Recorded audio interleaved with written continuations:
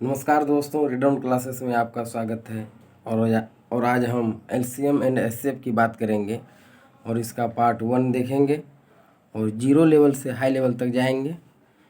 और आज हम देखते हैं एलसीएम और एचसीएफ। एलसीएम क्या होता है? जैसे एलसीएम की अगर बात करते हैं तो आप जानते हैं कि एलसीएम क्या होता है दोस्तों। एलसीएम होता है क्या कि वह छोटी से छोटी संख्या जो दी गई, वह छोटी से छोटी संख्या जो दी गई सभी संख्याओं से क्या हो, पूर्णतः विभाजित हो। जैसे मैं एग्जांपल के तौर पे लेते हैं 12, 24 और 36 संख्या लिए, तो उम्मीद करते हैं कि आप लोग एलसीएम जानते होंगे। तो इसका एलसीएम क्या हो जाएंगे, 72 हो जाएंगे अगर निकालिएगा तो। और उसी तरह एचसीएफ की बात करते हैं तो एचसीएफ मतलब क्या, महत्तम समावर्तक, वह बड़ी से बड़ी संख्या। महत्तम समावर्तक क्या है? वह बड़ी से बड़ी संख्या जो दी गई सभी संख्याओं से क्या हो जाए, पूर्णतः विभाजित हो जाए। तो फिर हम वही संख्या लेते हैं 12, 24 और 36 और इसका एचसीएफ क्या होता है, 12 होता है। तो आप देखते हैं कि जैसे हम बताए हैं कि वह बड़ी से बड़ी संख्या जो दी गई सभी संख्याओं में पूर्णतः क्या हो जाए, विभाज्य हो जाए। तो अब 12 में देखिए 12 से विभाज्य हो रहा है, 24 में 12 से विभाज्य हो रहा है और 36 में 12 से विभाज्य हो रहा है। तो इसका मतलब है कि मतलब जितनी भी संख्या दी हुई है ना, तो मतलब कि जो सबको भाग कर दें। लेकिन वही एलसीएम में क्या होता था, जो जितनी भी संख्या दी हुई है, जैसे 12, 24 और 36 दी हुई है, यानी कि इसका एलसीएम में जो है सबसे भाग लग जाए, तो इसी को क्या कहेंगे, एलसीएम कहेंगे। और जो एचसीएफ होता है, जो संख्या दिया हुआ है, यानी कि जो एचसीएफ मेरा निकला उससे सब में भाग लग जाए। तो आप सीख गए होंगे उम्मीदतः। तो हम प्रश्न पे आते हैं डायरेक्ट। तो हम प्रश्न देखते हैं, क्या संख्याओं का अनुपात जो है 1:2:3 है। संख्याओं का अनुपात 1:2:3 है और एचसीएफ 12 है। तो संख्याओं ज्ञात करें। तो हम पहले क्या लेते हैं, अनुपात, संख्याओं का अनुपात लेते हैं, क्या है 1:2:3 लिए। और इसका एचसीएफ जैसे बताएं कि एचसीएफ दिया हुआ है क्या, 12 दिया हुआ है। तो जब संख्या अगर निकालने के लिए कहें, मतलब अनुपात और एचसीएफ अगर दिया हुआ रहे मान और इसका संख्या निकालेंगे, तो क्या करेंगे, ये अनुपातिक वैल्यू में जो है इसका एचसीएफ से गुना कर देंगे तो संख्याएं निकल जाएंगी। जैसे 12 के 12 हो गया, 12 दूनी 24 हो गया और 12 36 हो गया। इसका आंसर यही हो गया दोस्तों। अब हम प्रश्न दूसरे की बात करते हैं। संख्याओं का अनुपात जो है 3:4 है और एलसीएम 84 है। तो छोटी संख्या और बड़ी संख्या ज्ञात करें। तो हम संख्याओं का अनुपात पहले लेते हैं, क्या है 3:4 है। संख्याओं का अनुपात क्या है, 3:4 है और इसका एलसीएम दिया हुआ है 84। तो हम छोटी संख्या पहले ज्ञात करेंगे। अब जैसे क्वेश्चन में दिया है कि छोटी संख्या और बड़ी संख्या ज्ञात करें, तो आप देख रहे हैं कि संख्याओं का जो अनुपात दिया हुआ है, अनुपात दिया, इसका एलसीएम क्या होता है, 12। इसका अनुपात इसका एलसीएम क्या है, 12 है। तो इसका मतलब है कि एक्चुअल में जो एलसीएम दिया हुआ है कितना, 84 दिया हुआ है। और संख्याओं का अनुपात मतलब ये भी तो एक संख्या है लेकिन अनुपातिक रूप से है, तो इसका एलसीएम क्या हो गया, 12 हो गया। तो हम पहले छोटी संख्या ज्ञात करते हैं।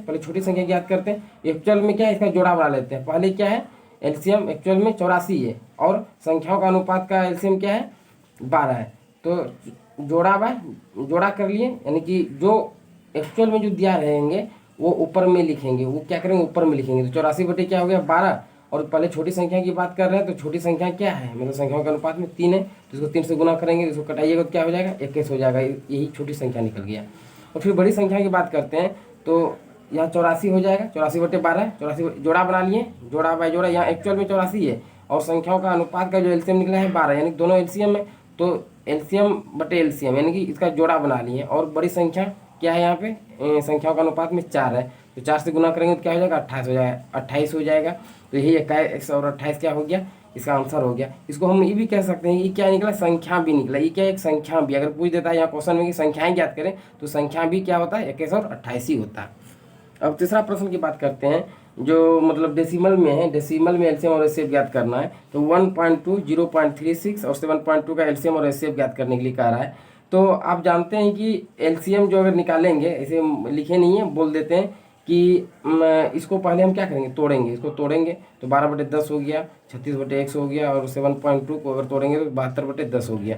तो एलसीएम निकालेंगे तो क्या हो जाएगा, अंशों का एलसीएम बटे हर का क्या, एचसीएफ। तो इसका ऊपर वाले का क्या करेंगे, ऊपर वाले सब का क्या करेंगे, 12, 36 और 72 का एलसीएम लेंगे।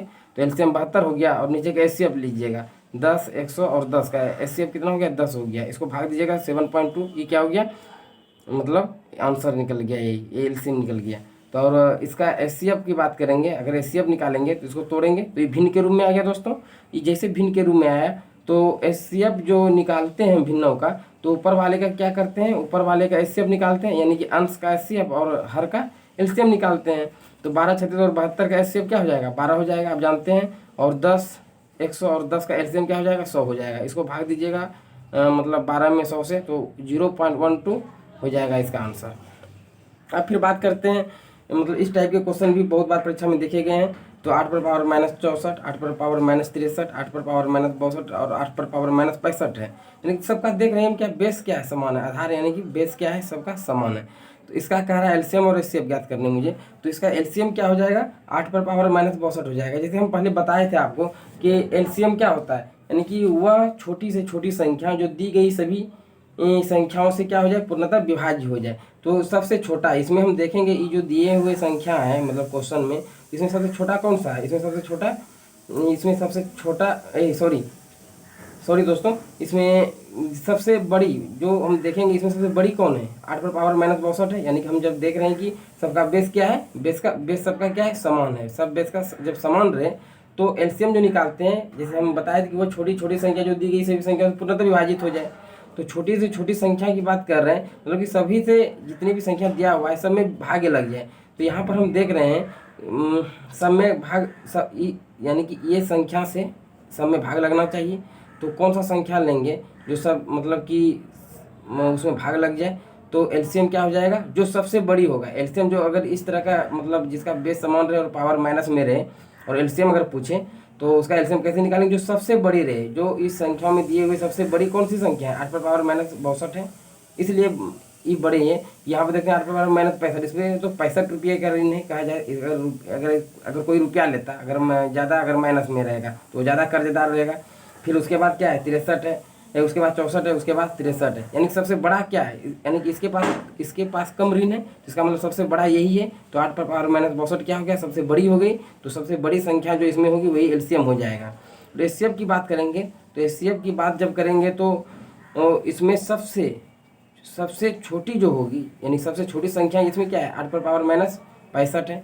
क्योंकि अभी बताएं आपको कि 8 पर पावर -65 जो होते हैं मतलब कि इस पर ज़्यादा ऋण है, मतलब ऋणात्मक पावर ज़्यादा है। तो इसका मतलब ये सबसे छोटा है। तो सबसे छोटा है तो इसका क्या हो जाएगा, 8 पर पावर -65 क्या हो जाएगा, एचसीएफ हो जाएगा। अब अगला क्वेश्चन देखते हैं, यदि p बराबर 2 पर पावर 3 गुना 10 पर पावर 10 और गुना 5, फिर q का मान दिया हुआ है 2 पर पावर 5 गुना 3 गुना 7 है, तो p तथा q का एचसीएफ ज्ञात करें। तो इसमें क्या कह रहा है, यानी हायर कॉमन फैक्टर ज्ञात करने के लिए मुझे कह रहा है।